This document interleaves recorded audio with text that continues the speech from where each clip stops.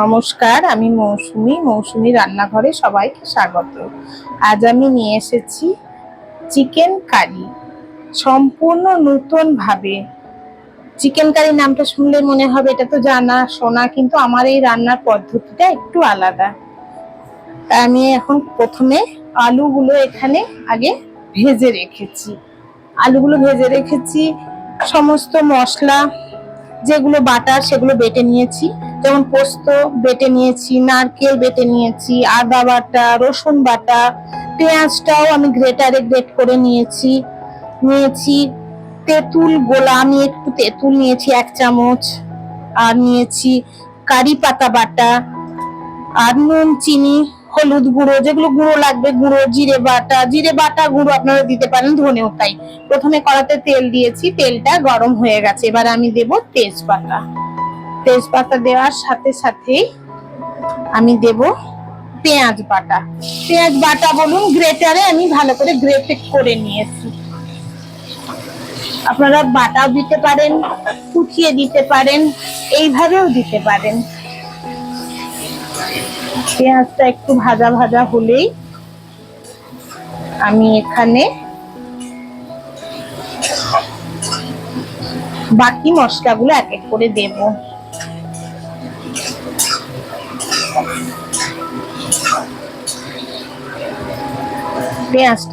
পেঁয়াজটা একটু আমার ভাজা হোক, একটু গ্যাসটা বাড়িয়ে দিই।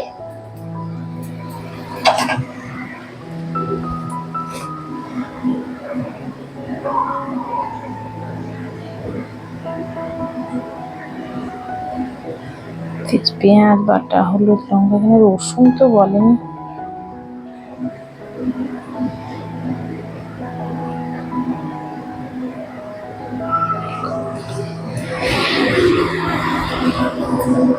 গ্যাসটা একটু বাড়িয়ে দিয়েছি, পেঁয়াজটা ভাজা ভাজা হচ্ছে, কাঁচা গন্ধটা নেই।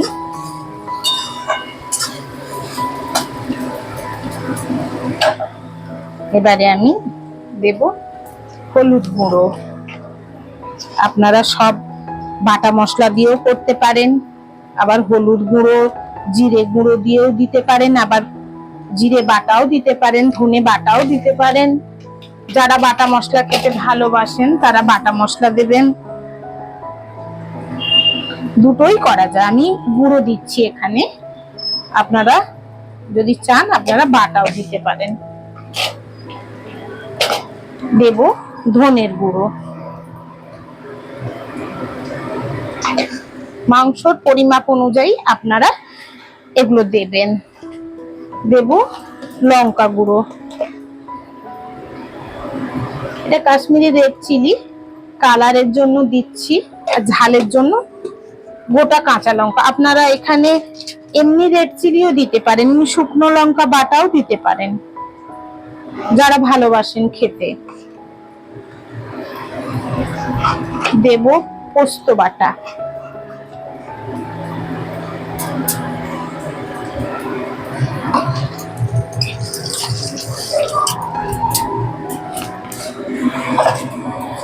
এবার গ্যাসটা একটু কমিয়ে দেব। নারকেল বেটে রেখেছি 4 চামচ মতো, নারকেলটা একটু বেশি দেব, পোস্তটা কিন্তু 1 চামচ মতো মাংস অনুযায়ী। তবুও বলে দিলাম পোস্তটা কম হবে, নারকেলটা বেশি মানে এই না, খুব বেশি।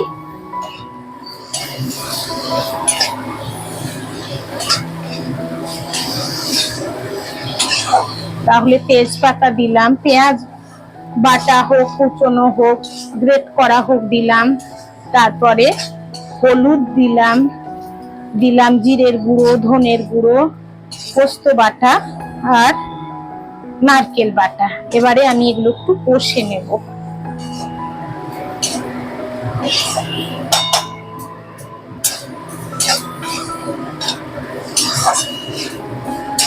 কষানো হয়ে গেলে নুন চিনির সঙ্গে মাংসটা দিয়ে ভালো করে কষে নেব। সম্পূর্ণ অন্য রকমের, আপনারা প্রত্যেকেই বানাবেন। একই রকম রান্না খেতে কি আর সবসময় ভালো লাগে বলুন?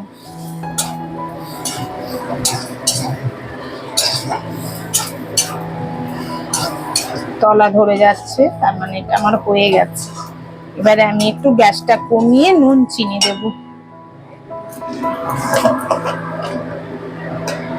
মাংস দেখে নুনটা দিলাম, পরে একবার দেখে নেব।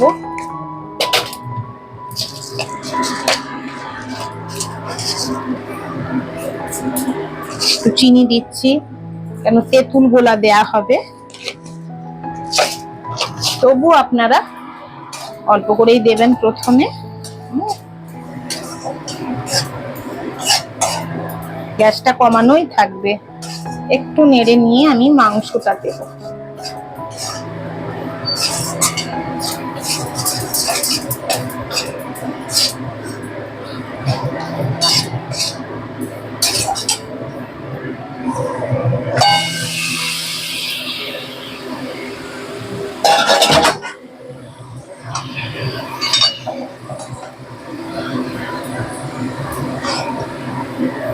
এবারে আমি ঢাকা দিয়ে দেব, তাই আমি এখানে একটু আলুগুলো দিয়ে দিচ্ছি।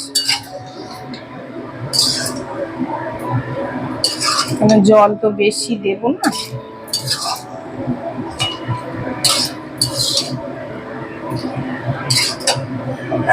আলুগুলো আমি ভেজে রেখেছিলাম।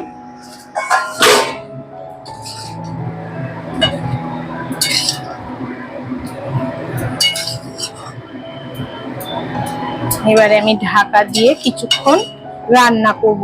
এই মাংসের যে জল বেরোবে ওই জলটা শুকনো হয়ে যাবে। আর ঢাকা খুলে মাঝে মাঝে তো দেখতেই হবে যাতে তলা ধরে না যায়। মাংসটা ভালোভাবে হয়ে যাবে কষানো।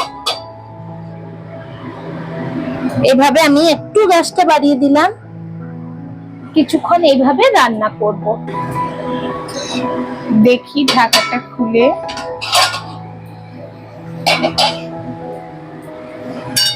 দেখুন তেল ভেসে উঠেছে।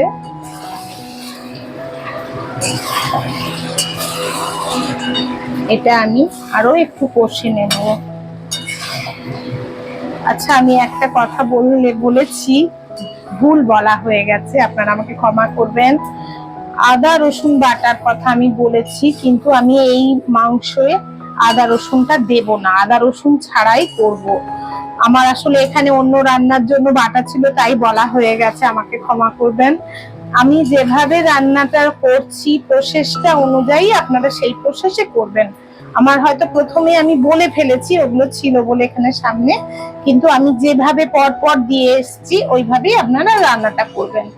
তাহলে দেখুন এই এত সুন্দর একটা রান্না হবে। দেখেছেন কি সুন্দর কালার হয়েছে, দেখুন কি অপূর্ব লাগছে দেখতে। এই সময় আমি তেল ছেড়ে গেছে মাংসে, আমি এই সময় একটু তেঁতুল গোলা দেব। এটা 1 চামচ মতো দিচ্ছি, দিয়ে আমি একটু কষবো।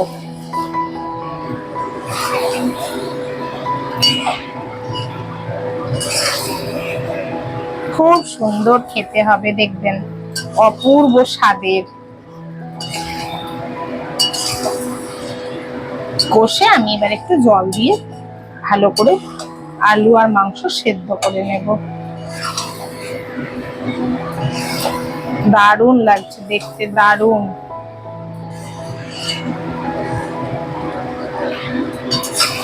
কি কালার হয়েছে, একেবারে 25শে ডিসেম্বরের স্পেশাল মাংস।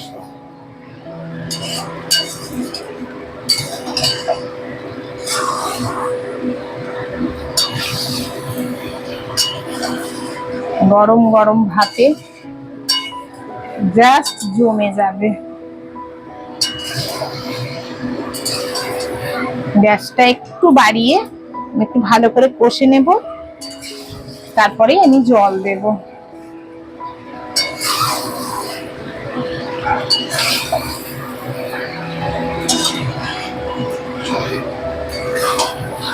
খুব সুন্দর লাগছে দেখতে, খুব খুব সুন্দর।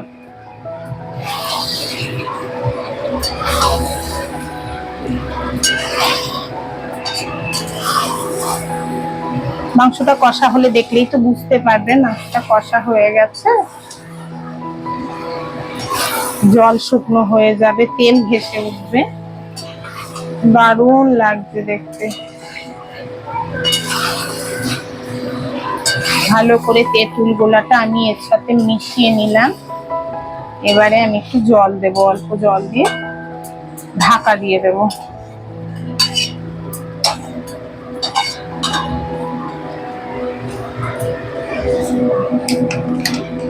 মাংস আর আলু সুসেদ্ধ হওয়া মতো, বেশি না, ঢাকা দিয়ে অল্প হিটে করলে সেদ্ধ হয়ে যাবে, বেশি জল দেওয়ার দরকার হবে না।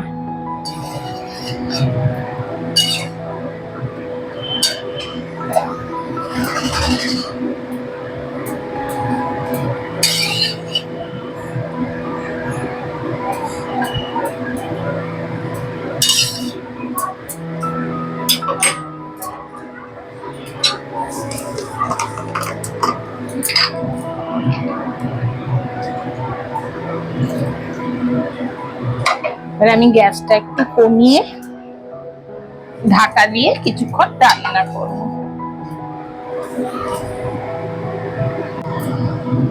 দেখি কত দূর জল শুকনো হলো।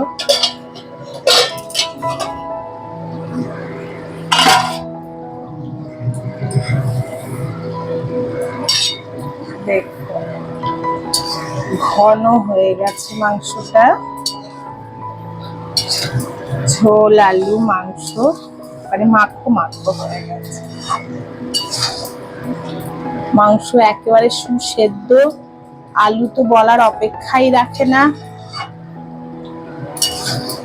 এই সময় আমি একটু নুন, মিষ্টি,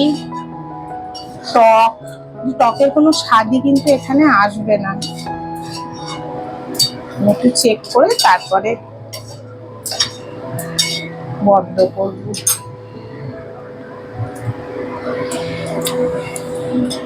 একদম ঠিক আছে।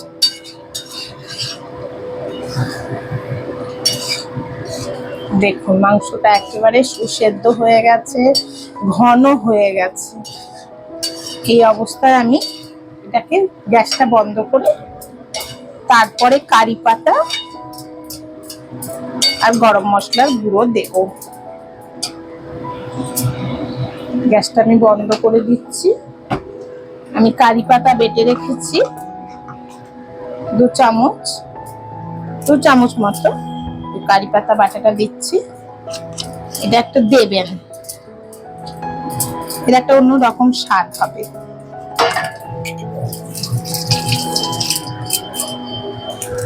আর গরম মশলার গুঁড়ো, আমি এখানে শাহী গরম মশলা ব্যবহার করছি, আপনারা যে কোনো এমনি গরম মশলা গুঁড়ো খেতে পারেন।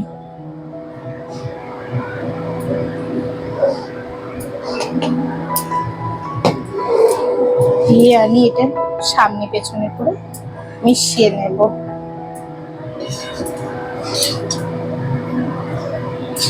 ঢাকা দিয়ে 2 মিনিট রেখে দেব।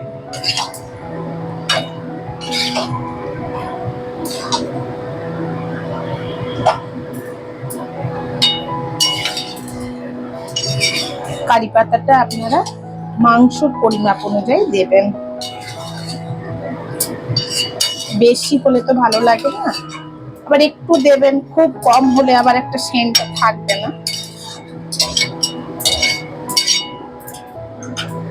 এবারে আমি এটা ঢাকা দিয়ে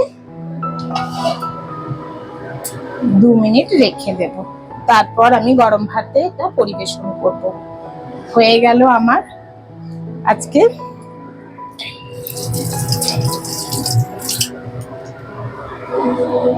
রেসিপি এখানেই শেষ রান্না করা।